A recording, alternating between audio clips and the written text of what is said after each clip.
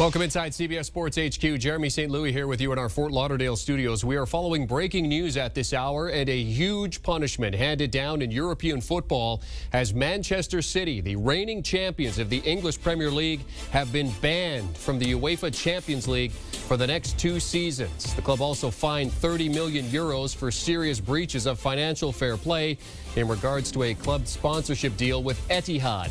The ban means City will not be able to participate in Europe's most elite club competition, which they have been typically a favorite to win over the past few seasons. That exclusion will also cost the club tens of millions of dollars. And the club issuing a statement after the decision saying Manchester City is disappointed but not surprised by today's announcement by the UEFA Adjudicatory Chamber. The club has always anticipated the ultimate need to seek out an independent body and process to impartially consider the comprehensive body of irrefutable evidence in support of its position. They added they will appeal the decision to the Court of Arbitration for Sport, a body that acts as a Supreme Court of sorts for world football.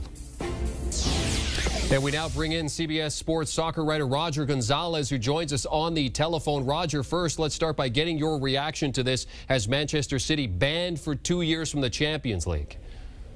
It's really incredible. I mean, this is a club where the Champions League is their ultimate goal. They've won everything else except that competition. So for them to miss the next 2 editions, it's certainly a huge blow to the club's goals, and like you said, financially, what this will mean to them. And then on top of it, it makes you wonder what happens to Coach Pep Guardiola, if he's going to stay, if he could survive something like this and go without coaching in the Champions League in the next 2 seasons. It's really an incredible bit of news that puts a lot of pressure on them to win now as they're still in the competition for this season. But it really makes you wonder what the future is going to be for this club. Yeah, with Pep Guardiola considered one of the best managers in all of world football, and City struggling through this season, sitting 22 points behind Liverpool, could fall 25 points back this weekend in the Premier League. So not a lot of pressure on Guardiola from that standpoint, even though there is such a gap, but he was brought there to win the Champions League. So would you expect Guardiola to stay with the 2-year ban? I don't think he will. I mean, this is someone who, he's won the Champions League at Barcelona. He tried to do it at Bayern Munich, couldn't do it. He knows it's the ultimate prize. And like you said, this is exactly why he was brought to Manchester City, buying all the players that they have during his tenure. That's really how they will be judged by their success moving forward. So if they don't win it this year, they're not in it the next 2 seasons. It doesn't seem to me to be a possibility for him to stay and try to wait for them to get back into the competition. Now, there's a chance they'll appeal. I mean, they're certainly going to appeal. If they can get it reduced to 1 year, maybe that increases the chances of Guardiola returning. But I don't think he'll stay through this. In terms of the transfers, I mean, City have a loaded squad. They are a team that is a big mover in the transfer market. They have the ability, the financial ability, to bring in big players. So what is this going to do for their capacity to make moves in the transfer market, do you think? Yeah, well, I think certainly when you're looking at acquiring big players, so many talk about wanting to go to a club and play in the Champions League. People thrive. Players, there's a desire of them to move to a team where they can consistently play in Europe.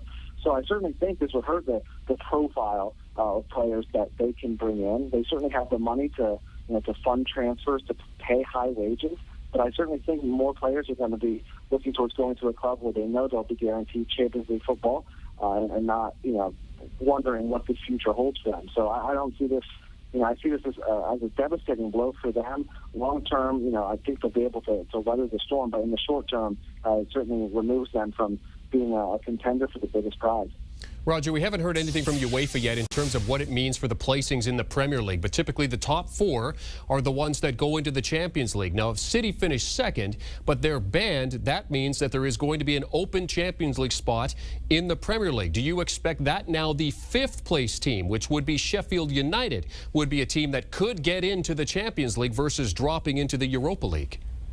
Yeah, that would certainly be the most logical way to fix this. And so when you think about the 5th place team going in, whether it's Sheffield United or even the teams behind, Tottenham, Everton, Manchester United, Wolves, even Arsenal now all of a sudden would have a bit of a shot. So I think it certainly changes the dynamic of the Premier League season, and if it indeed goes to that 5th place team, I certainly think that means we're all in for an even more frantic finish to the season. Yeah, fans of Sheffield United would certainly be happy with this decision for the chance for them to get into Europe's most prestigious club competition. Let me ask you this. What does this decision, if it is upheld, even if it's reduced to a one-year ban, if it is upheld, what message does this send to other big teams in Europe when it comes to financial fair play? Yeah, I think it's certainly, dropping the hammer and putting everyone on alert. I think, with UEFA seeing kind of some fishy business going on there with the sponsorship revenue and how they're declaring, the money that comes in, I think it certainly will make any club think twice about, trying to not necessarily break the rules, but even bend the rules just a little bit in their favor. There are transfers in other leagues as well that, can sometimes be somewhat curious as to the timing and how it works with balancing the budget. So I think this implementing this, making City, I think, I'm setting an example of Manchester City. I think it's all in the great scheme of things to make things cleaner, to make things more fair, and I think certainly City will have learned their lessons, and I think a lot of other clubs, PSG, other big clubs, will be a bit more careful moving forward. Yeah, there have been other clubs that have been investigated by UEFA and handed financial penalties. You mentioned teams like PSG who have had sponsorships that have kind of perked UEFA's interest in terms of how it fits into financial fair play. Barcelona, Real Madrid, other big teams that have been asked about financial fair play and sponsorship deals that they have in place. When you think about what it means in terms of taking the appeal to the Court of Arbitration for Sport, how surprised would you be if CAS was to overturn this decision? Yeah, I think completely overturning it would certainly be quite a surprise. I think the most realistic, best-case scenario for City would be getting it reduced to one season. I think certainly they're going to do everything they can to try to get this overturned. But based on the information that the UEFA says that they have found and the irregularities, it's hard to imagine this being overturned, even reduced. I think if City can get it reduced to 1 year, I think they need to take that as a victory, because at the moment it's hard to see that happening. If you're a fan of this club, Manchester City, what are you thinking at this point in time with the fact that your team is not going to be in the Champions League for the next 2 years? Yeah, it hurts, and it has to hurt. I mean, that's how their success will be measured. A lot of clubs who dominate domestically usually, it's all about winning in Europe. It's a trophy that this team doesn't have. It's a team that, just over 10 years ago was an afterthought. The benefit of money from the Middle East has turned them into one of the best and talented squads in the world. So each season when you're playing these domestic competitions, the goal is, if you're not a title contender, it's to get into the Champions League, finish in the top four.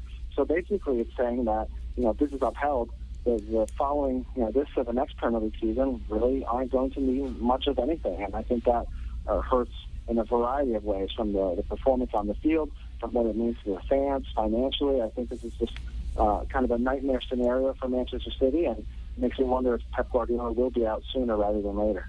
All right, he is Roger Gonzalez, CBS Sports soccer writer, giving us his insights into Manchester City's ban from the Champions League. Thanks, Roger. And of course, we're following that breaking news here on CBS Sports HQ. Manchester City, the reigning champions of the English Premier League, have been banned from the UEFA Champions League, Europe's most elite club competition, for the next 2 seasons, a decision they say they will appeal. They've also been fined €30 million.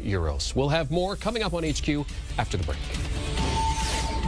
Do you want a sports network that delivers everything that matters about the game? The highlights, the picks, the instant analysis, no yelling, no fake debates, no politics. Hit the subscribe button and never miss a moment.